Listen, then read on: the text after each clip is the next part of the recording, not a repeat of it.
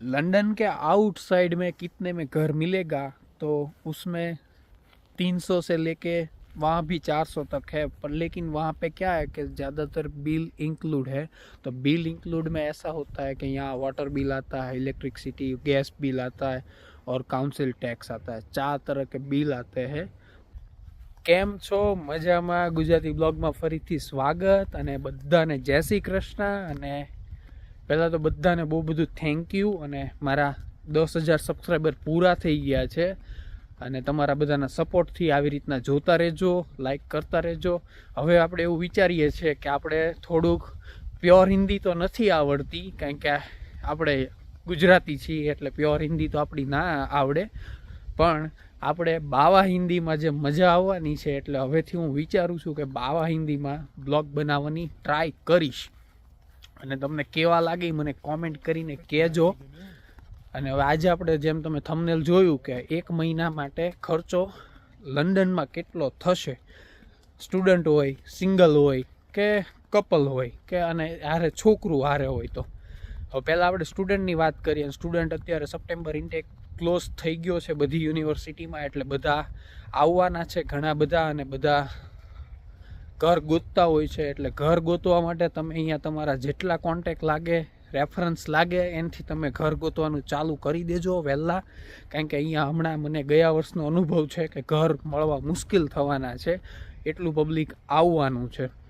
હવે આપણે એક સ્ટુડન્ટ આવે તો સ્ટુડન્ટને છે ને અત્યારે લંડનમાં 350 થી લઈને 500 લગીનું રેન્ટ ચાલે છે। કે કોકને શેરિંગમાં હોય, એક મોટો રૂમ હોય તેમાં 2 છોકરા હોય, અમુક જગ્યાએ તો 4 છોકરા હોય ભરેલા હોય, તો એ પ્રમાણે રેન્ટ હોય છે।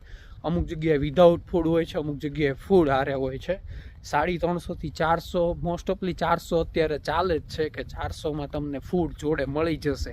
અને કદાચ તમે વિધાઉટ ફૂડ રહ્યો તો તમે જાતે જમવાનું બનાવો। અત્યારે પવન બહુ છે આજે, તમે જાતે જમવાનું જો બનાવો તો 60 થી 80 પાઉન્ડ લગીનો ખર્ચો મહિનાનો આવી જાય છે।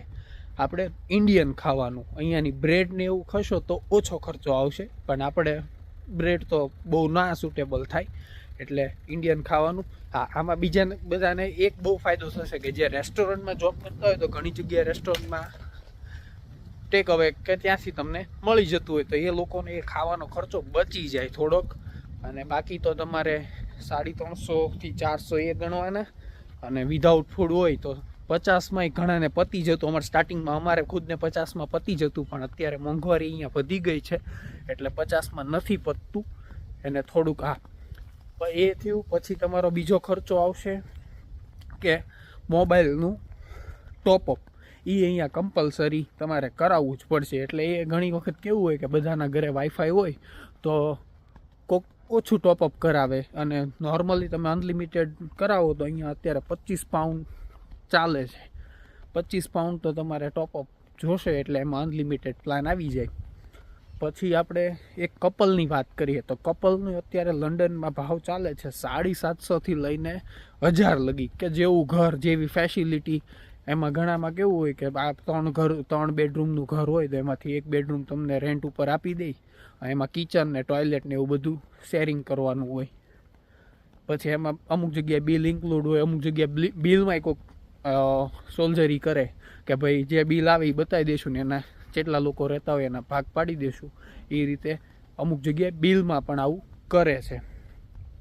અને બીજું એક આવે કપલ માટે સ્ટુડિયો ફ્લેટ। સ્ટુડિયો ફ્લેટ કેવો હોય કે જો હું તમને પાછળ ઘર બતાવું તો એ ઘરમાં ઉપર જે ત્રિકોણ જે તમને દેખાય નળિયા માટેનું, એ નળિયામાં છે ને આ લોકો નીચે આખું એ લોકો પોતે રહેતા હોય ને, નળિયાથી વચ્ચે એક રૂફમાં એક એમણે સ્ટુડિયો ફ્લેટ બનાવેલો હોય। એ સ્ટુડિયો ફ્લેટ છે ને એ કેવું હોય કે એક બાજુના ભાગથી તમારે થોડોક આમ ક્રોસ હોય, વચ્ચે સેન્ટરમાં ફૂલ હાઇટ હોય, એટલે એમાં એ લોકોએ મસ્ત એડજસ્ટ કરેલું હોય। એક બેડ હોય નાનો અમથો, અને કિચન આવી ગયું હોય ને એમાં વોશિંગ મશીન એવું બધું એમાં આવી ગયું હોય। એટલે કેવો સ્ટુડિયો ફ્લેટ છે એની ઉપર આધાર મેં હમણાં બધાને પૂછતો ઘણી વખત મળું, એટલે કે ભાઈ કોને કેટલું રેન્ટ ચાલે છે, તો કોક એમ કે સ્ટુડિયો ફ્લેટનું 800 છે, કોક એમ કે 700 છે, કોક 1000-1200 લગી છે। પછી આવે એક ફ્લેટ સિસ્ટમ 1 BHK, તો એમાં કેવું હોય એક મોટો રૂમ હોય, તો મોટા રૂમમાં ખાલી ટોયલેટ બાથરૂમ અલગ હોય, બાકી રૂમમાં આ બાજુ દિવાલ બાજુ બેડ હોય ને સામેની દિવાલે કિચન આખું કરેલું હોય, એટલે એનું રેન્ટ અત્યારે 1200થી 1200 ચાલે છે. હા, હવે છોકરાઓ જોડે હોય એને એક બહુ પ્રોબ્લેમ છે કે છોકરાઓ જોડે તો પહેલાં તો તમને મકાન માલિક પૂછશે કે ભાઈ તમારે છોકરાઓ છે કે નહીં. ઘણી વખત છોકરાઓ હોય ને તો ઘણા લોકો ના જ પાડી દે છે મોઢે કે ભાઈ અમે છોકરાઓને નથી આપતા, કારણ કે નાના છોકરાઓ કે ઘણી વખત અહીંયા એવું છે કે રોવાથી ડિસ્ટર્બ થાય ને ઘણું બધું એવું હોય છે, એટલે એ લોકો ના પાડે છે. પછી એની સામે તમે જોવા જાઓ તો ઘણી જગ્યાએ હાઈ હોય પણ એની સામે તમને રેન્ટ વધારે હોય. જનરલી અત્યારે હું જોઉં છું તો એક છોકરું હોય એટલે 120થી 100 પાઉન્ડ વધારે થાય, એટલે તમારું 850 રેન્ટ હોય તો તમારે બીજા 950 એટલે છોકરું હોય તો એ રીતે આપવાનું. પણ અહીંયા નિયમ એવો છે કે છોકરું હોય તો તમારે ઘરમાં અલગથી એનો રૂમ હોવો જોઈએ. એટલે હવે અલગથી રૂમ એ લોકોના નિયમ પ્રમાણે અલગથી રૂમ હોવો જોઈએ. તો રૂમ ગોતવા જઈએ તો આપણે 2 રૂમ રાખવા પડે કાં તો ઘર રાખવું પડે. મોટા છોકરા હોય તો નાના છોકરામાં ઘણી વખત ચાલી જાય છે, પણ અલગથી રૂમ અને ઘણી જગ્યાએ એલાઉડ છે. પણ આમાં એવું છે જો કોઈ કમ્પ્લેન કરી દેશે આજુબાજુવાળા તો પ્રોબ્લેમ થાય, પણ મકાન માલિક જને ખબર હોય કે કેટલા એલાઉડ છે ઘરમાં, એ પ્રમાણે જનરલી આપતા હોય એટલે પાછળથી કાંઈ ઇશ્યુ ના આવે. लंदन के आउटसाइड में कितने में घर मिलेगा तो उसमें 300 से लेके वहाँ भी 400 तक है, पर लेकिन वहाँ पे क्या है कि ज़्यादातर बिल इंक्लूड है. तो बिल इंक्लूड में ऐसा होता है कि यहाँ वाटर बिल आता है, इलेक्ट्रिसिटी गैस बिल आता है और काउंसिल टैक्स आता है. 4 तरह के बिल आते हैं. तो वो सब कहीं जगह इंक्लूड रहते हैं, कई जगह इंक्लूड नहीं रहते हैं. तो वो हिसाब से आप उनको पूछ लेना कि भाई क्या क्या इंक्लूड है. और दूसरा एक ये वो चेक करना है कि वाईफाई है कि नहीं, कहीं घर में है कहीं घर में नहीं है, तो उस हिसाब से आपका फ़ोन का टॉपअप भी बच जाएगा. अगर घर पे वाईफाई है, बाहर तो सब जगह मिल जाएगा, यूनिवर्सिटी में फ्री होता है, सब जगह फ्री मिल जाता है. तो उस हिसाब से आप देख लेना कि क्या क्या है क्या नहीं है. और ये मैंने बता दिया कि भाई इतना इतना तो आपने पूछना ही है कि आप कुछ भी करो, लेकिन ये इतना गलती मत करना तो आगे आपको प्रॉब्लम नहीं होगी. कई लोग पूछते हैं कि बच्चे को लेके आना चाहिए या नहीं आना चाहिए, तो मैंने बताया कि इतना इतना खर्चा हो सकता है. तो आप खुद ही सोच लो कि अगर छोटा बच्चा है तो साथ में भी लाओ, और बड़ा बच्चा है तो इंडिया में कोई नाना नानी या दादा दादी या मम्मी पापा कोई भी आपकी केयर करने वाला होगा बच्चे को, तो स्टार्टिंग में आप थोड़े टाइम के लिए उसको वहाँ पे छोड़ के आ सकते हो. तो आपका खर्चा इतना कम होगा, क्योंकि यहाँ पे वो सब डिफरेंट तरफ से देखते हैं कि भाई ये बच्चा है तो इतना पैसा लगेगा, ये है वो है. तो वो हिसाब से आप देख लेना खुद ही कि बच्चा लेके आना है कि नहीं आना है. बाकी सब लोग मेरे को यहाँ मिलते हैं तो मैं बताता हूँ कि मैं कपल में हूँ, तो मेरे को ऐसा बोलते हैं कि आपको मज़े है कि एक बंदा कमा रहा है एक बंदा सेविंग कर रहा है. तो ऐसा नहीं होता है कि एक बंदा कमा रहा है. तो यहाँ पे ऐसा है कि जब आपको अच्छी जॉब मिल जाएगी तो आपका घर का इश्यू होगा, घर अच्छा मिल जाएगा, जॉब का इश्यू होगा, उसमें से आपका थोड़ा थोड़ा पैसा बचेगा. लेकिन स्टार्टिंग में तो थोड़ा डिफ़िकल्ट है, लेकिन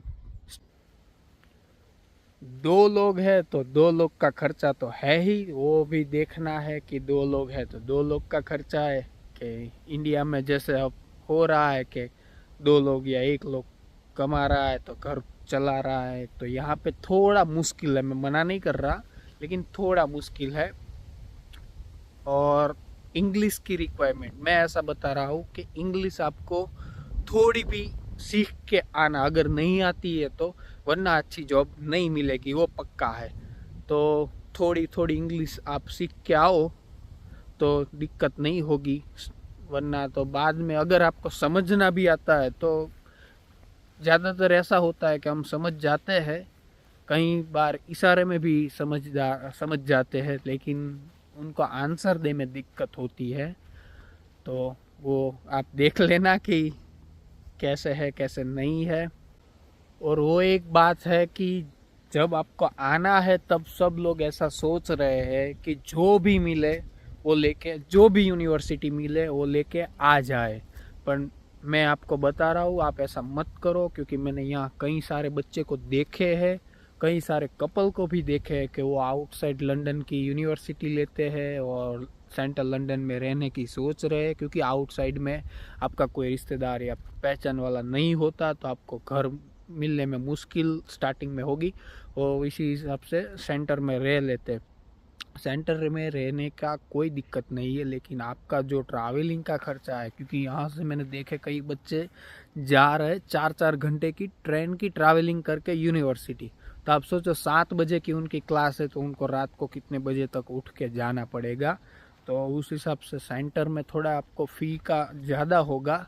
लेकिन मैंने यही सबको पूछा है तो वो लोग ऐसा बताते हैं कि सेंटर में रह लो, यूनिवर्सिटी ख़त्म कर लो, पीएसडब्ल्यू में हम आउटसाइड चले जाएंगे, क्योंकि तब हमारा अच्छी जॉब मिल जाएगी तो खर्चा अच्छा कम हो जाएगा, तो उस हिसाब से वहाँ पे रह लेंगे। लेकिन अभी तो आप मतलब मेरी पर्सनली राय ऐसी है कि आपको सेंटर में मिल रहा है तो आप सेंटर में लो, या तो सेंटर से 1-2 घंटे की ट्रैवलिंग है तो ओके, लेकिन 4-4 घंटे की आप खुद ही सोचो कि 7 बजे की क्लास है तो आपको सुबह कितने बजे उठना। और नाइट की जो ट्रेन है कई सिटी में रेगुलर है, कई सिटी में मतलब कभी मिलती है कभी नहीं मिलती, कभी दिक्कत होती है, और बाद में यूनिवर्सिटी को आपको बताना पड़ेगा कि हम ऐसे लेट हो गए, तो उसमें यूनिवर्सिटी भी आपको बोलेगी कि आप खुद जब आपने फाइल किया था तब आप ऐसा बता रहे थे कि हम यहाँ का नियम ऐसा है कि यूनिवर्सिटी से 1 घंटे के रास्ते में आप जब फाइल करते हो तो एजेंट लोग भी आपको वही एड्रेस मंगाने को बोलेंगे कि यूनिवर्सिटी से 1 घंटे का जो रास्ता है वो उस एरिया में आपको ढूंढना है। तो यूनिवर्सिटी बाद में बोलेगी कि आप बता रहे थे पहले कि हम इतने नज़दीक रह रहे हैं तो अभी आपको क्यों ट्रैवलिंग का प्रॉब्लम, तो वो थोड़ा दिक्कत होगा। और इस हिसाब से आप देख लेना कि ज़्यादातर आपको सेंटर में वो है कि कहीं आपको जॉब की वैकेंसी ज़्यादा है, जैसे रेंट ज़्यादा है तो जॉब की वैकेंसी भी ज़्यादा है, मेरे को ऐसा लगता है। और बाकी वीडियो कैसा लगा वो आप मेरे को कमेंट करके बताना, और ऐसे तरह के नेक्स्ट वीडियो आप देखते रहना, और सब्सक्राइब करो, कमेंट करो, लाइक करो, और इंस्टाग्राम में मेरे को फॉलो करो। नीचे मैंने दे रखा है इंस्टाग्राम मेरा आईडी, तो उसमें आप मेरे को मैसेज भी कर सकते हो, मैं उसमें आंसर दे दूँगा।